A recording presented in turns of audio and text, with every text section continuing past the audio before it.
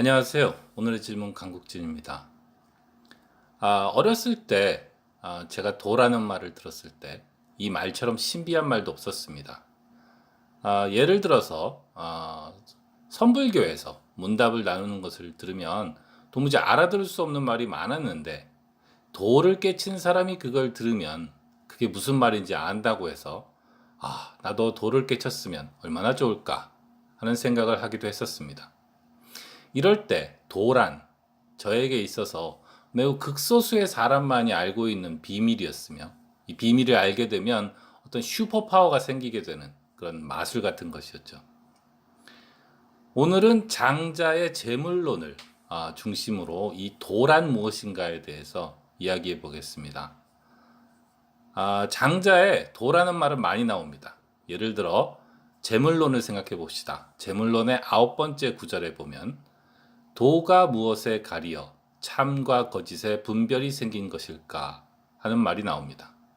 10번째 구절에는 저것과 이것이 상대적 대립관계를 넘어서서 없어지는 경지를 일컬어 도의 지돌이라고 한다 라는 말이 나옵니다.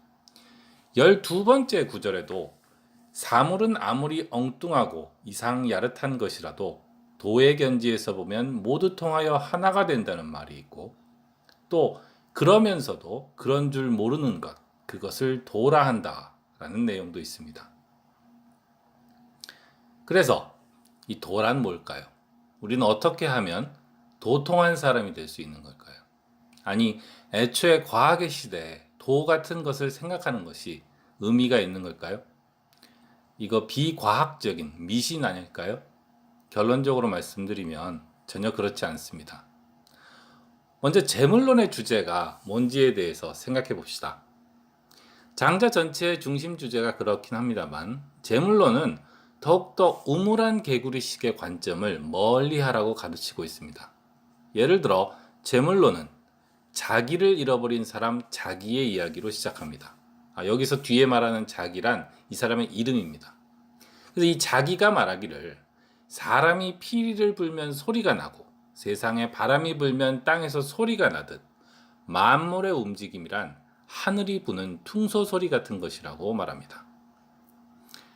이와 같은 관점이 강조하는 것은 이 세상의 모든 것들은 서로 연결되어 분리될 수 없다는 것입니다. 그러니까 당신의 마음이 슬픈 것은 당신의 문제고 내가 기쁜 것은 나의 문제이며 산에 꽃이 피는 것은 산에서 일어나는 분리된 현상이 아니라는 겁니다. 모든 것은 여기서 하늘로 말해지는 하나의 원인에서 기인하고 있는 것이고 다 연결되어져 있는 겁니다. 사람이 피리를 불 때 피리의 첫 번째 구멍에서 나오는 소리나 두 번째 구멍에서 나오는 소리나 모두 한 사람이 불고 있는 것이죠. 이것을 재물론의 6번째 구절에서는 참 주인이라고 표현하기도 합니다. 저는 이전의 동영상에서 장자의 문제의식이 사람들이 상상력을 잃어버리고 자신들을 좁은 영역에 제한하는 것이라고 말한 적이 있습니다. 재물론에서 나오는 말도 만물이 이렇게 다 연결되어 있는데 우리는 그것을 임의적으로 혹은 관습적으로 나누고 우물한 개구리 같은 눈으로 본다는 겁니다. 우리가 그것을 잊어버리는 것이 문제라는 겁니다. 일단 우리가 어딘가에 테두리를 긋고 경계를 정하면, 즉 우리가 우리의 우물을 정하고 나면 그 우물이 작으면 작을수록 우리의 눈에는 시시비비가 더 분명히 보이게 되고 크고 작음을 더 확실하게 이야기할 수 있게 됩니다. 큰 게 뭔지, 넓은 게 뭔지, 높은 게 뭔지를 확실히 이야기하게 되는 겁니다. 예를 들어서 돈 잘 버는 남편이란 이웃집 남편보다 돈 잘 버는 사람을 말합니다. 한 달에 10억을 버는 남자라고 해도 그 이웃에 1000억씩을 버는 부자가 있으면 그 사람은 가난뱅이에 불과합니다. 인구 밀도가 높은 서울에 사는 사람들에게 정원이 200평이나 되는 단독주택에 사는 사람은 매우 부자로 보입니다. 하지만 미국처럼 넓은 땅의 시골에서 사는 사람에게 그런 땅은 땅으로 쳐주지도 않을 정도로 작은 것에 지나지 않습니다. 그러니까 문제는 이 테두리와 영역에 있습니다. 인간은 유한하기 때문에 누구나 이런 테두리를 가지게 됩니다만 실질적으로는 인간의 유한성을 논하는 것보다도 훨씬 더 작은 영역에서 사람들은 살아갑니다. 다른 무엇보다도 우리는 게으르고 그렇게 사는 게 편하기 때문입니다. 그래서 일상생활 속에서 우리의 생각은 금방 단순해지고 우리 주변의 것들은 금방 원래 그런 것이 됩니다. 너무나 못난 사람이 스스로를 잘났다고 생각하고 너무나 대단한 사람이 열등감에 사로잡혀서 살기도 합니다. 다 자기 주변만 보기 때문입니다. 장자가 끊임없이 말하는 것은 이런 경계에 갇히는 것을 피해야 한다는 것이고, 설사 그것을 피할 수 없다고 하더라도, 즉 우리 스스로가 구체적으로 어떤 경계 안에 있는지를 모른다고 하더라도 내가 지금 어떤 경계 안에 존재한다는 사실, 이 사실은 잊지 말아야 한다는 겁니다. 사실 우리를 둘러싼 경계를 모두 본다는 것은 불가능합니다. 경계를 봤다는 것은 이미 그 경계의 바깥도 느꼈다는 것이기 때문에 어떤 의미로 그 경계를 넘어섰다는 뜻이 되기 때문입니다. 그렇다면 이미 그 경계 안에 있다고 할 수 없는 것이죠. 우리의 세계는 이미 새로운 경계를 가지게 된 겁니다.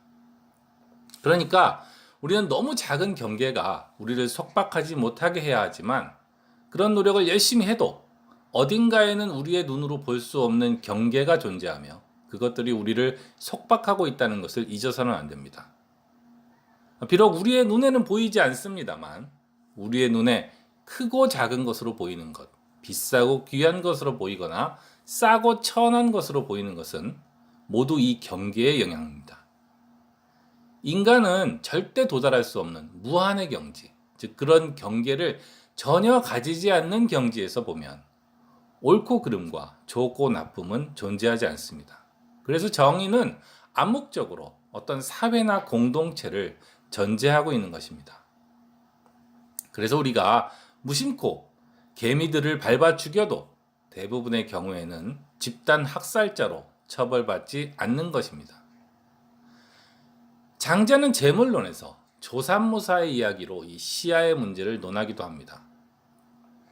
좁은 시야를 가진 원숭이는 아침에 3개, 저녁에 4개를 받는 것이 그 반대로 받는 것과는 다르다고 생각합니다.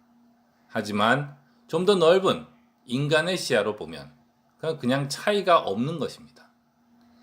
재물론의 22번째 구절에 보면 사람의 입장, 미꾸라지의 입장, 원숭이의 입장, 술록의 입장이 모두 다 다르지 않냐고 말합니다. 다시 말하지만 좋으니 나쁘니 옳으니 그르니 하는 것이 모두 이 경계와 시야의 영향이라는 겁니다. 그렇다면 우리를 둘러싸고 있지만 우리가 볼 수 없는 이 경계의 바깥에 있는 것, 우리가 뭘 모르는지도 모르는 무지의 세계를 포함하는 세계 전체를 말할 때 우리는 어떤 말을 써야 할까요? 그렇습니다. 그게 바로 도입니다. 도는 원칙적으로는 모든 것, 세계 전체라고 말해도 됩니다. 다만 이렇게 말하면 문제가 있을 수 있습니다.